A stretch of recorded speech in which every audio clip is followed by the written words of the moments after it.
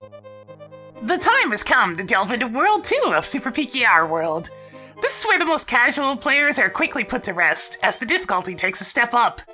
The challenges ahead are not that bad still, but if you're not looking for something that makes you feel tense and requires focus, best turn away. Or just keep watching it right here. Let's go!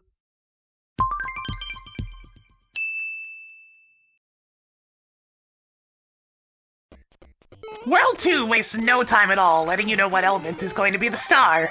Claws! These grabby little contraptions have some of the more varied uses out of all the elements in Super Mario Maker 2. And needless to say, I quite enjoyed finding different ways to implement them. Catching a lift focuses on some of the more mundane functions that claws have. In this stage, they're most frequently set up for basic swinging, or to demonstrate that they release what they're holding when you approach. The coin at the very start of the stage was put there to warn the player not to get a fish dropped on their head.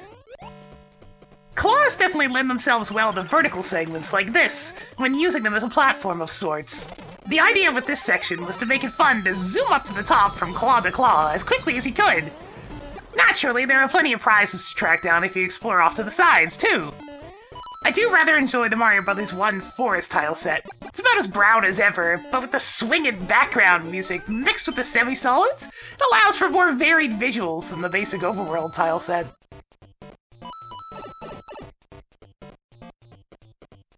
Another element has been brought to the table in this stage: invisible blocks. The door by this first checkpoint is set up for those who are paying close attention, and also to reward those who explore a little more thoroughly. Invisible blocks have been set up at 2 high ledges all throughout this stage, such as if you fall into the water. There's an invisible block there to help you escape. This is World 2. You're not being forced to die for falling into the water yet. Otherwise, I may as well have chosen a stage theme that does not include water at all. This room actually has a small branching path. Jumping out of the claw to the pipe above can sometimes be problematic, so it ends up being a small bonus route. If you're looking for all those totally non-dragon coins, this is the path to take. Earlier worlds are decidedly more prone to being littered with little bonus rooms like this, so make sure to keep an eye out if you're intending to stockpile lives. Besides, sometimes they let you skip portions of the level. The last segment Catching Lift tosses your way is, well, the aforementioned lift. Lift platforms in general are another major element for World 2, though their presence is still quite frequent outside of it due to lifts being very, very multi-purpose. The point is to introduce elements gradually, as further worlds incorporate the new with the old. Either way, this last section does not require much beyond following the coin trails and paying attention to any homing bills coming your way. Even if you fall off, it's quite possible to rush to the bottom with your invincibility frames if you're fortunate.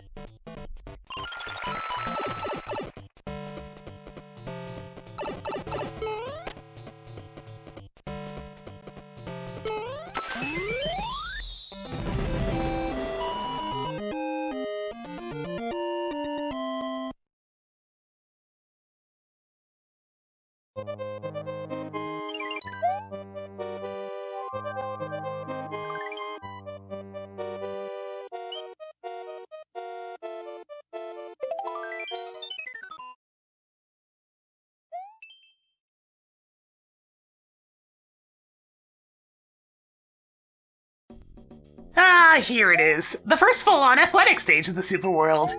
Swinging in the breeze sort of counted as well, but this is the first time the game expects you to be quick on your feet. Occasionally. The previous stage focused more on safe uses of claws and lifts, while this one brings out somewhat more dangerous uses for both. Dropping claws and falling lifts are scattered about the clouds. Best be careful if you do not want to plummet to your doom. This first segment is split into high and low paths. The lower path tends to be faster, but more dangerous, so choose carefully. In order to get all the totally non-dragon coins, however, it may take a couple of plays to find where they are on each path. Overall, the difficulty is still meant to be pretty low, so just do not rush in head first without thinking, and you should be fine. Heck, this stage even rewards you with a cape as your progressive power-up if you avoid taking damage. Claws set up to drop enemies from above can be pretty dangerous. In situations like this, it's best to take it a little slow, as the enemy will be dropped as soon as you get within close proximity to the claw holding it.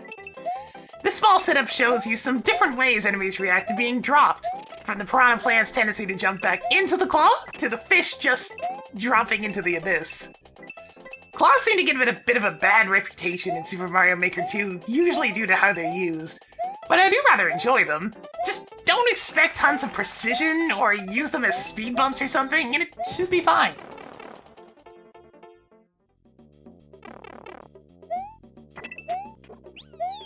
Ah, this P-Switch race. It is just for a bonus room, but my goodness, it's given people a lot of trouble. Aside from it being easier to do without a cape, one spot with a falling lift requires you to wait for a fish to jump if you wish to avoid damage. If there's one thing I've learned from watching people play these levels after the fact, it's that most players have zero patience. Needless to say, that is a very, very big problem in this super world.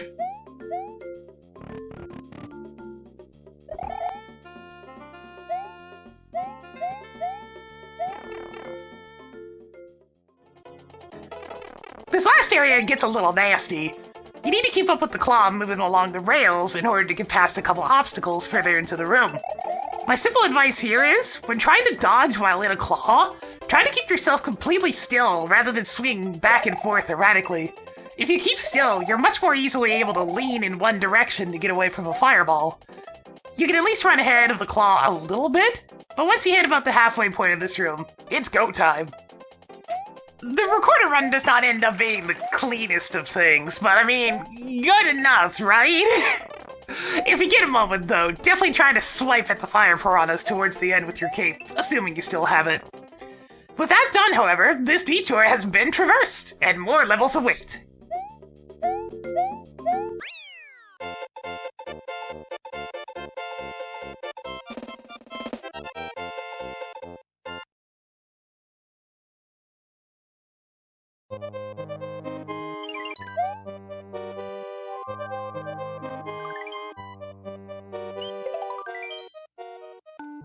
Catch and Win is both the most time-consuming bonus game as well as the most skill-demanding. If you can manage to avoid missing a single ball, you get the full 5-up. But as the rules go with baseball, 3 strikes and you're out. The key to succeeding in this bonus game, however, is sound. Each pitch makes a different noise. Learn them, and it should be pretty easy from there.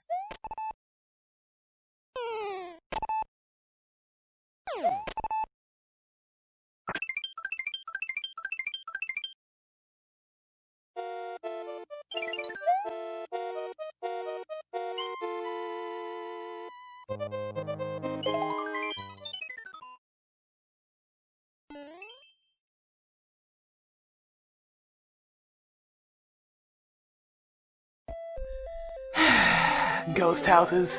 Ultimately my least favorite of the traditional Mario level types, especially once user-created content gets involved.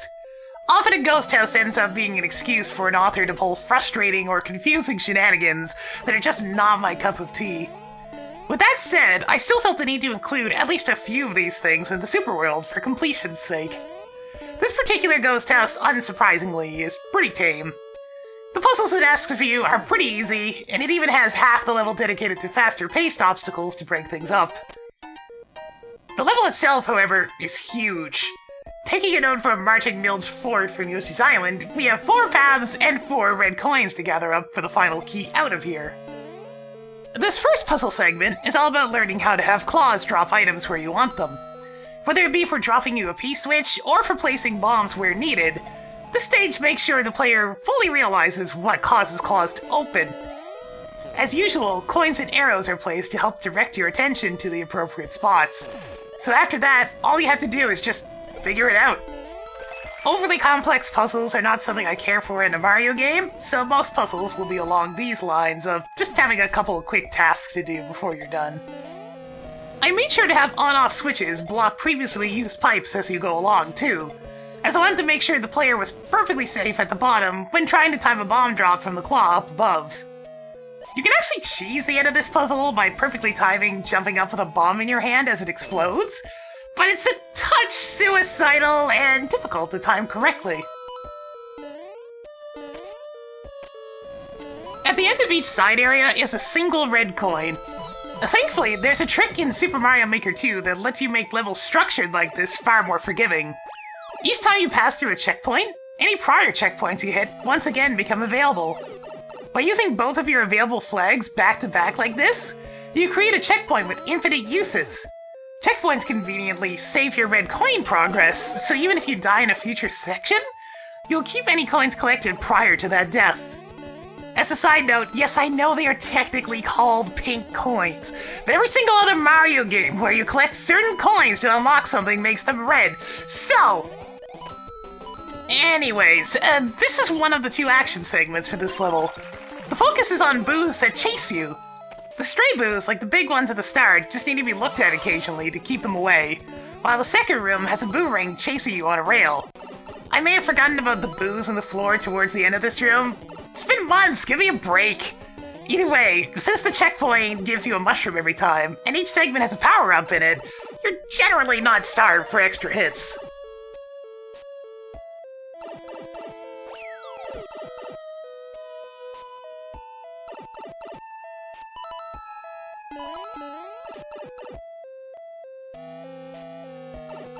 Next up, the second puzzle segment.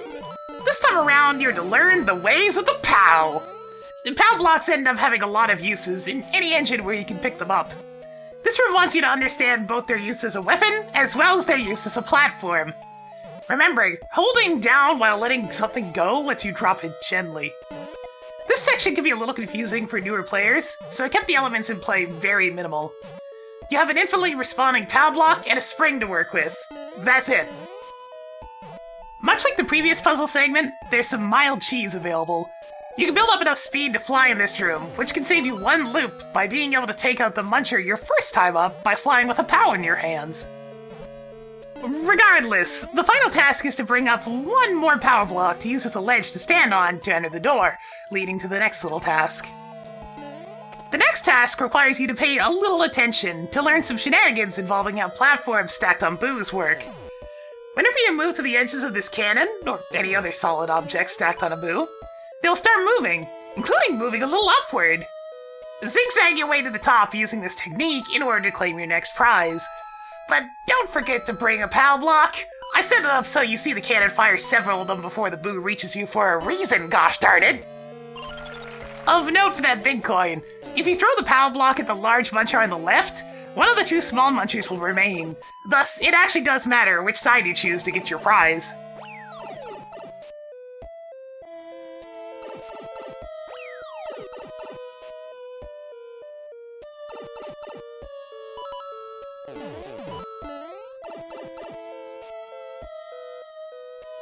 The fourth and final segment is another action-oriented one. This time around, the obstacle of choice is boos with cannons on their heads.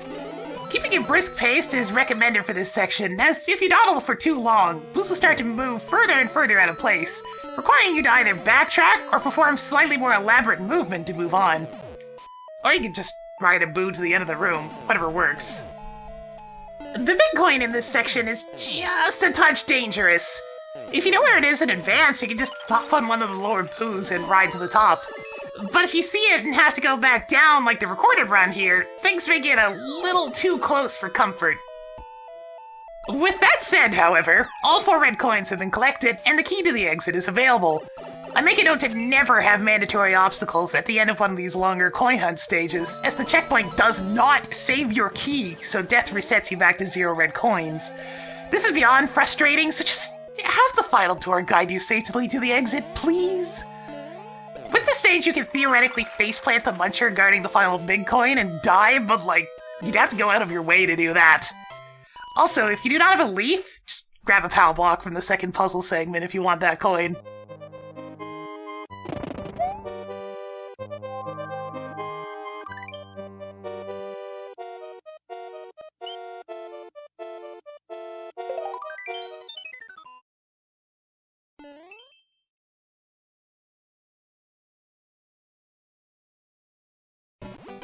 Well, this didn't take very long to reach. Welcome to what is easily my least favorite of the levels made for Super PKR World.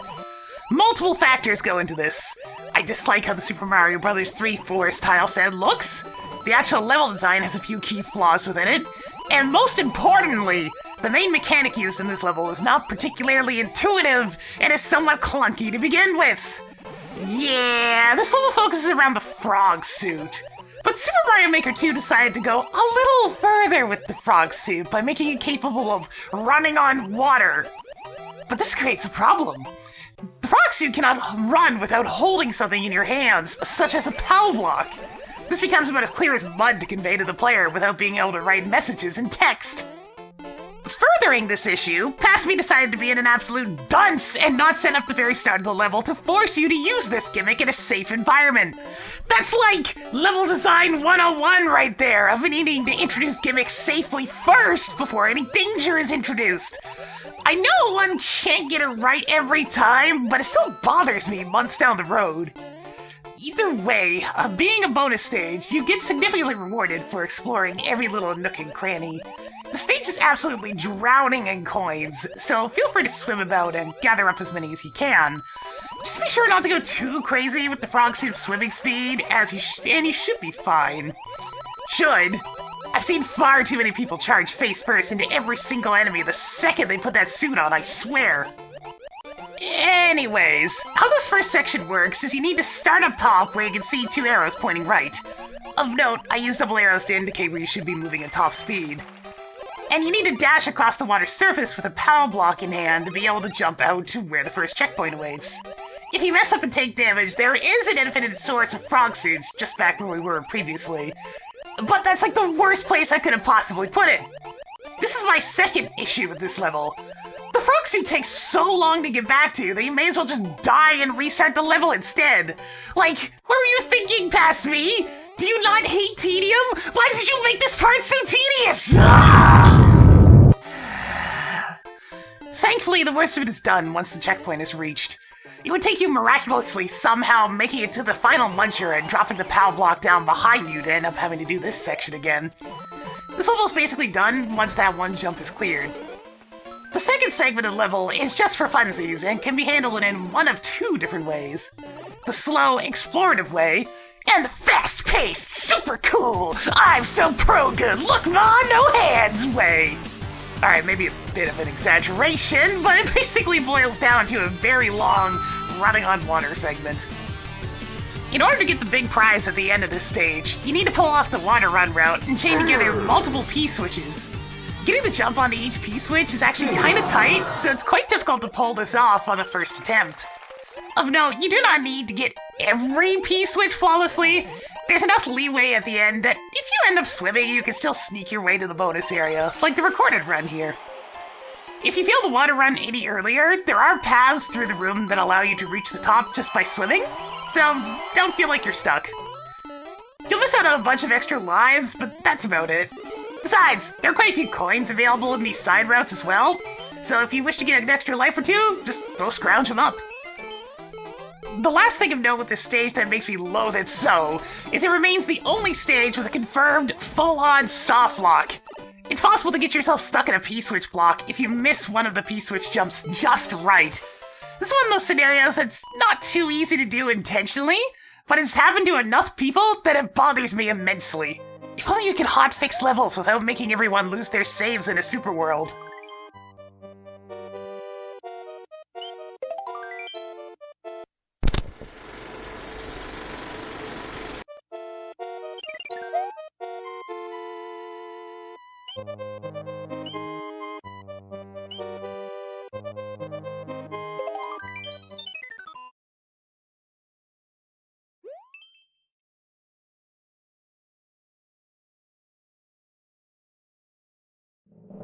In stark contrast to 2-B, World 2's castle ends up being one of my favorite levels in the whole Super World. Sometimes a level with one of the simplest concepts can come out the best. In this level's case, claws and spike balls. It was actually rather funny hearing comments about this stage at first, of people being like, the claws keep interfering with the spiky balls, without realizing that's the point of the stage. It's about their interaction with one another. Either way, it helps that the new Super Mario Bros. Castle is one of my favorite tile set and music combos to work with, so it automatically gets the atmosphere I like. Difficulty-wise, this level definitely takes the expected step up. You often end up in scenarios where you cannot just rush forward and hope for the best, so the player gets forced into stopping and taking in their surroundings. And if they don't, then they get a few new spike holes to add to an ever-growing collection. Then first section's not so bad. Plenty of time to take things carefully and figure out what you're doing. But this second section is where things get tense. It took me ages to get this working right, but 2 spikes move along the rails at the top of this auto-scroller, causing pokey doom to be coming your way from both directions. Holes in the ceiling had to be carefully placed to keep the spike balls from crashing into each other too often. This also made using plenty of different elevated platforms quite important to keep the spike balls on separate paths. While there's some slight randomness to the timing of the spike balls throws, the coins in this section are very consistent in letting you know which paths are going to open up. This is where the Super World expects you to be able to pay attention all around you and dodge accordingly. It may seem overwhelming at first, but it's really not that bad in the grand scheme of things.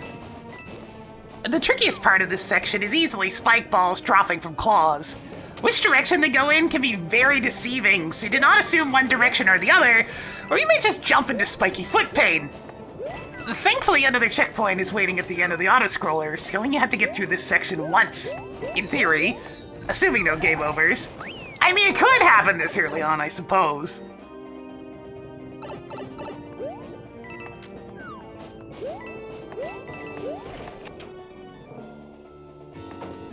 Okay, I have to admit, I had a lot of fun experimenting with room layouts for Morton.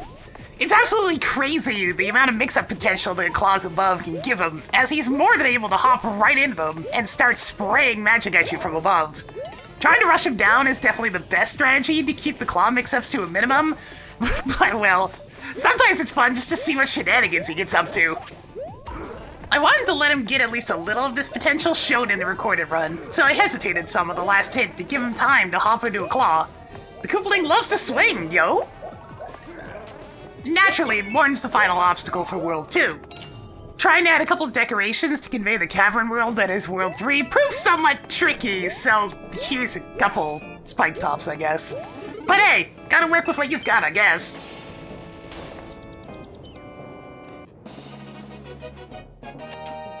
Yes, I'm a winner.